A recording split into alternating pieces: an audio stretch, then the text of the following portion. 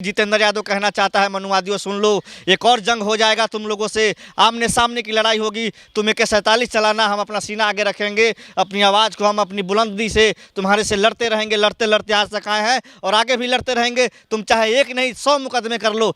8 महीने के लिए तुमने जेल भेजा था, मुझे पूरी ज़िंदगी जेल में रखो, लेकिन तुमसे डरेंगे नहीं, तुमसे लड़ते रहेंगे और अपना अधिकार छीन के रहेंगे। आरक्षण खत्म नहीं होने देंगे। क्या बात है कि आपने 9 बरस में 10% EWS में दे दिया, 33% महिलाओं को दे देंगे, तो क्या हमारी महिलाएं जो है ना गोबर उठाएंगी, घास गरेंगी, चमड़ा छीलेंगी, जो है ना मुर्दे जो है ना जानवरों का?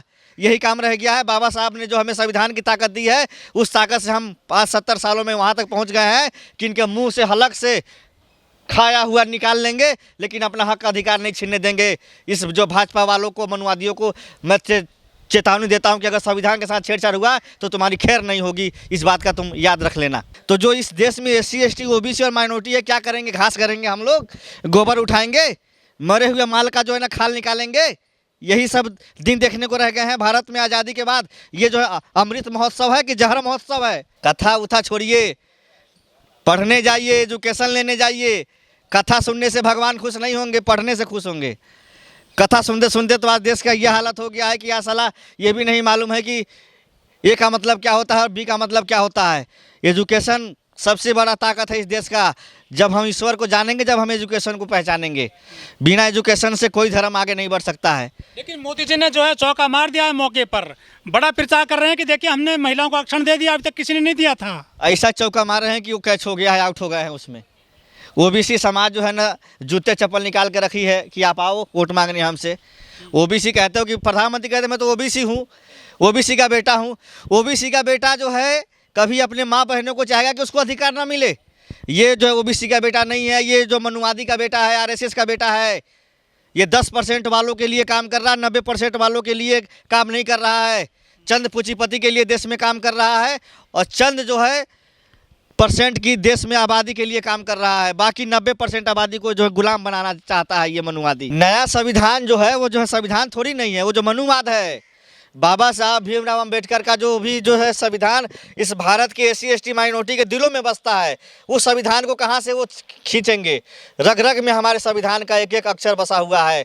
और इस देश की आज़ादी में जो हम लोगों ने खून पसीना दिया था, अगर दोबारा अंग्रेज़ों से लड़ना पड़ा, जो है अंग्रेज़ों के जो है ना दलालों से तो लड़ेंगे, लेकिन हम अपने महिलाओं का हक और अधिकार नहीं छीनने देंगे। इस लोकसभा चुनाव में घर घर जाके महिलाओं से कहेंगे कि ये वही मोदी है जो आपका अधिकार छीन के दे दिया पंडित जी को, दे दिया राजपूत को, दे दिया भूमिहार को। और हम लोग 90% क्या करेंगे? झाड़ू लगाएंगे, उनके घर का लैट्रिन साफ करेंगे। भाजपा जो है ना अंग्रेज़ों का जो है ना दलाल है। पूछिए कैसे है? इनका जो नेता है वीर सावरकर, अंग्रेज़ों से पेंशन लेता था 60 रुपया महीना।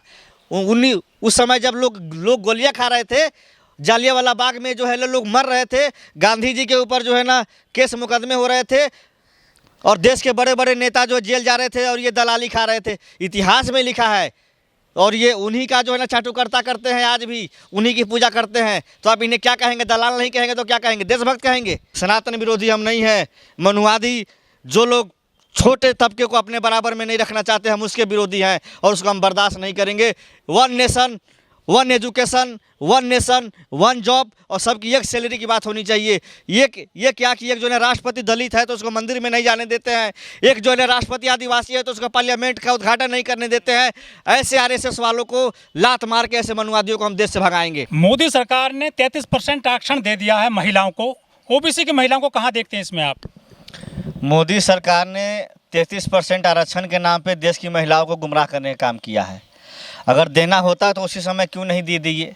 इनको जब नोटबंदी करना होता तो रात के 12 बजे बोलते हैं भाइयों बहनों आज 500 1000 के नोट नहीं चलेंगे, बंद। भाइयों बहनों GST लागू तो लागू। ये भी नहीं मालूम है कि GST होता क्या है, लोग लागू हो जाता है। ये भी नहीं मालूम है कि नोटबंदी से क्या फ़ायदे क्या नुकसान होंगे, लेकिन लागू हो जाता है। भाइयों बहनों लॉकडाउन लगेंगे पर रात के 12 बजे से लग जाता है। ये भी नहीं मालूम होता कि लॉकडाउन लग जाने से कितने गरीबों की रोजी रोटी और जो लोग भूखे मर गए रास्ते में, इनको अंजाम की परवाह होती नहीं है। RSS के कार्यालय से आदेश आया, मोहन भागवत ने कह दिया ये लागू कर।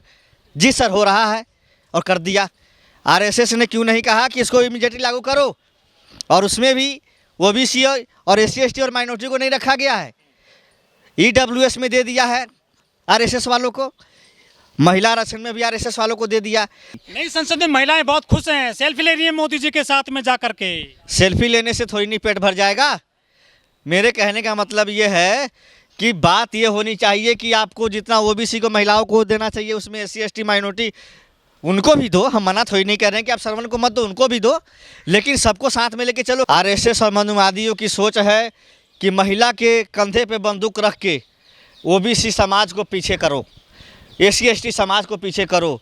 अगर ये इस तरह से लाते तो पूरे देश में बवाल होता। तो ये महिला का शब्द जो है प्रयोग करके देश में गरीब और दलित और ओबीसी और एससी एसटी माइनॉरिटी का आरक्षण छीनने का काम कर रहे हैं।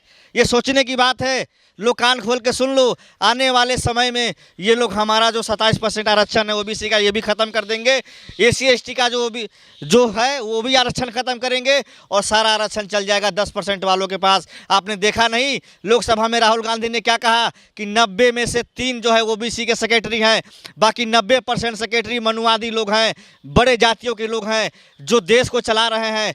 सारे ज़्यादातर जज आपको पूरे हिंदुस्तान में मिलेंगे तो बड़े जातियों के जज मिलेंगे। गरीब जातियों को जो है सज़ा दे देते हैं, लेकिन बड़े जाति को वो लोग जज सज़ा नहीं देते हैं।